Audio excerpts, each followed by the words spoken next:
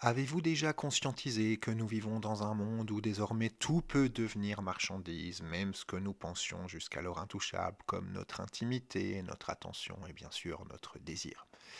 L'économie du désir, puisque c'est d'elle dont je vais brièvement parler, n'est pas seulement vendre du contenu, c'est transformer un manque en business, c'est faire de la solitude une opportunité, c'est créer l'illusion d'un lien, d'une présence, d'un regard porté sur nous, mais toujours à condition de payer.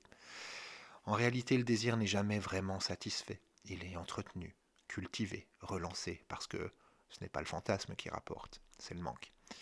Les plateformes ne vendent pas des corps, elles vendent l'impression d'être vu, l'impression d'être important, une proximité calibrée, une attention sous abonnement, une sorte de frisson algorithmique. Et dans ce marché, chacun joue son rôle. Les créateurs qui transforment leur intimité en travail, les consommateurs qui cherchent une échappatoire, et bien sûr les plateformes qui récoltent l'essentiel du désir, mais surtout du profit.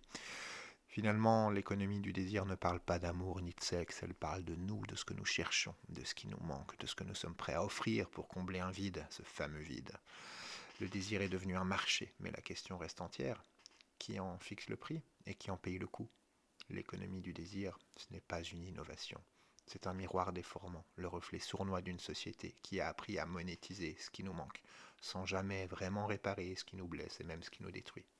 Alors à votre avis, à qui profite le crime?